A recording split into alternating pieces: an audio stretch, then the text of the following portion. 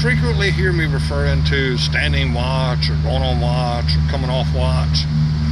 And you may be wondering what all that entails. Well, let me explain it in the most basic terms what standing watch is.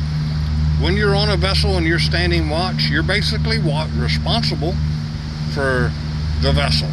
While the crew and the captain sleep, you are driving the boat.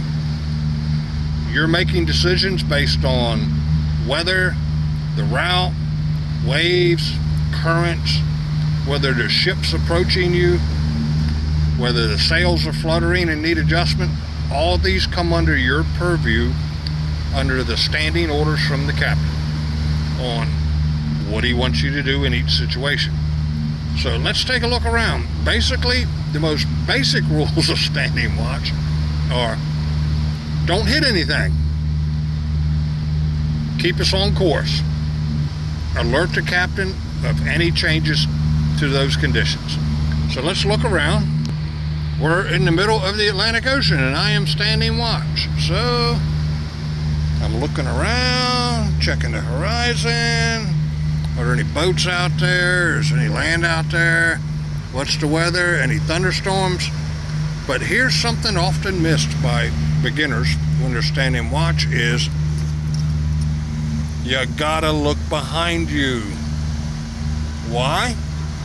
Because you're on a sailboat, or we're on a sailboat, and we're doing 7 to 8 knots. That's only 8-9 miles an hour. Container ships, cruise ships, fishing boats, rolled on, rolled off car carriers can do 20, 30, even up to 40 knots. So if one of them's approaching you from behind, you got to know it's there. So always look backwards also. Especially, as you can see on this chart, if you're in the vicinity of shipping lanes. The shipping lanes radiate out from that point as dotted lines, and we are in shipping lanes. So there's a good chance we're going to see ships visiting this island, and you need to know if they're coming, because there are rules of boating called stand on and give way, and depending on direction and what side the vessel's on, whether he's behind you, in front of you, do you pass him on the left, do you pass him on the right, you're both going to converge on the same point. Who gives way, who turns to let the other vessel by, and who stands on, meaning maintain course and speed, so the giveaway vessel can predict what he's got to do to miss you. So the very basics there.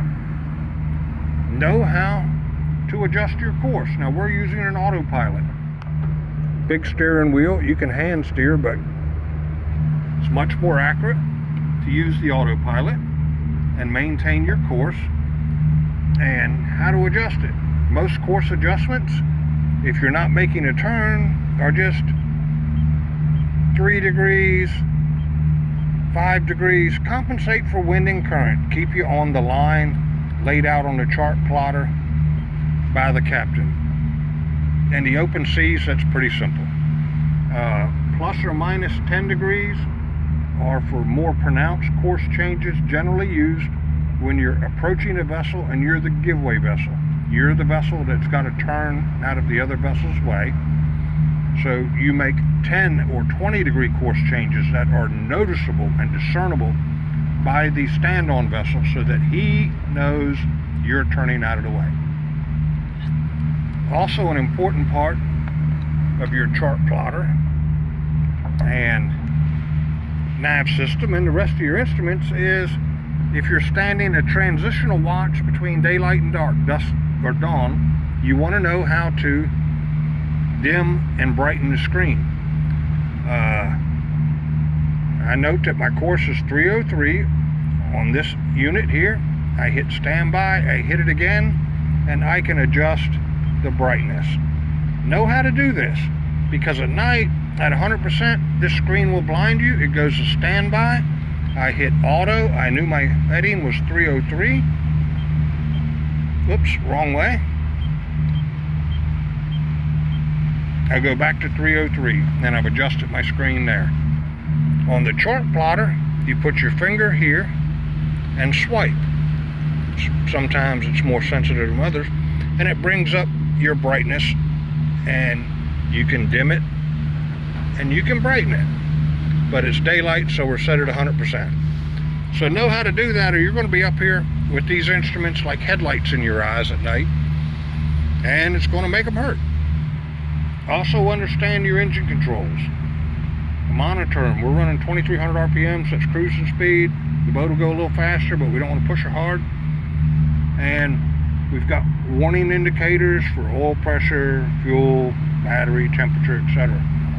If any of those come on, shut that engine down, wake your captain up, make him aware that you're experiencing a condition that needs his attention.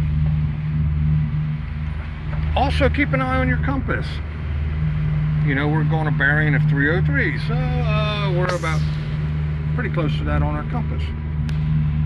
Should the autopilot kick out, until you can wake the captain and get everything working back right again, steer by the compass.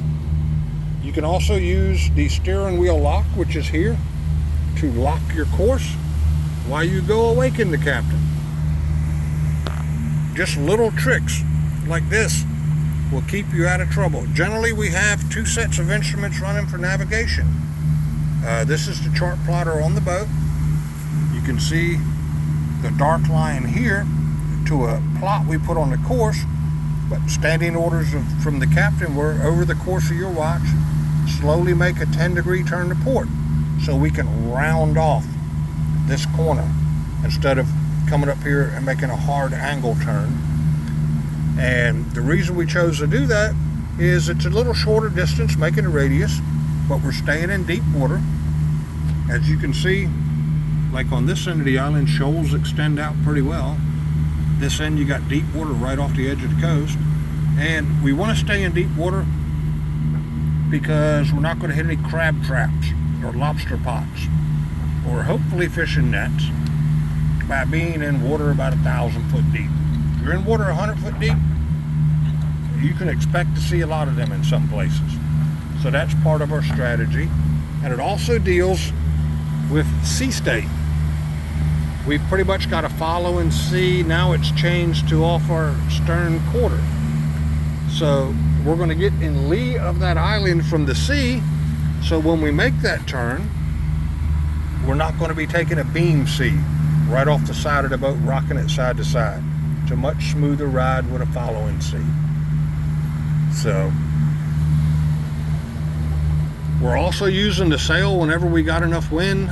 This is getting a little more advanced for if you don't have much experience sailing, on how to furl the sails, bring them in, bring them out, bring them up, bring them down.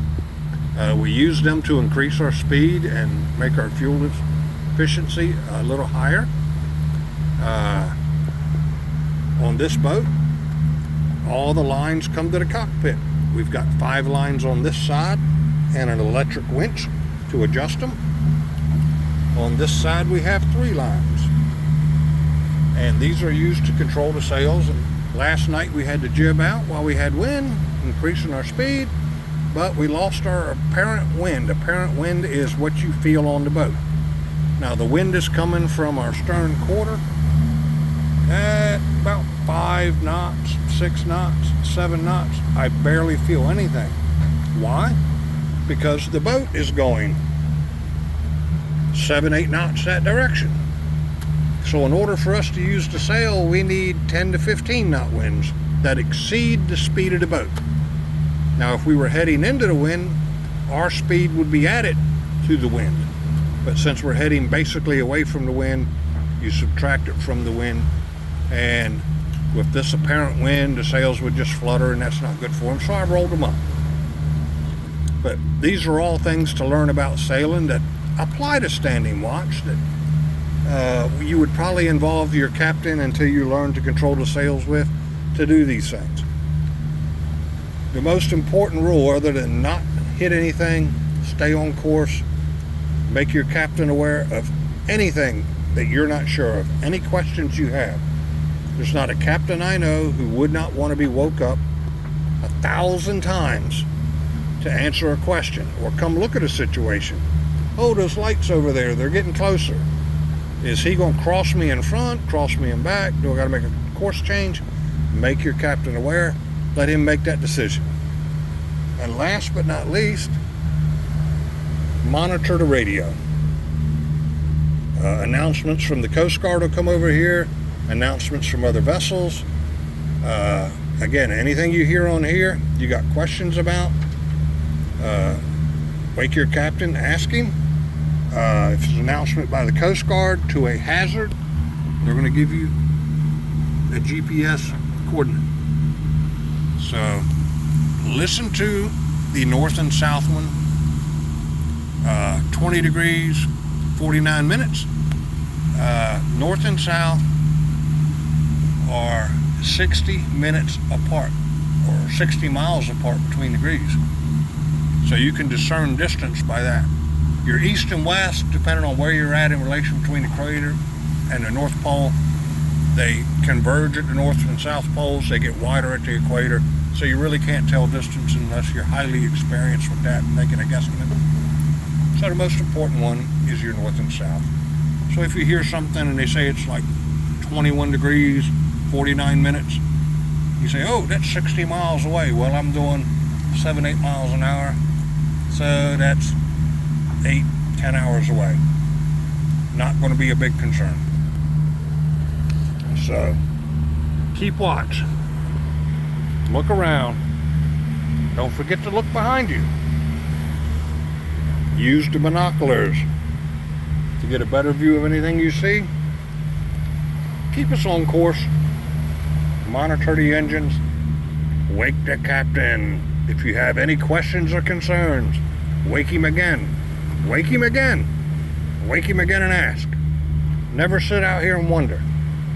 Always be 100% confident and assured that what you're doing on watch is the correct thing. Anything less than that, wake the captain and ask. Hope that helps. You can do this. We can teach you.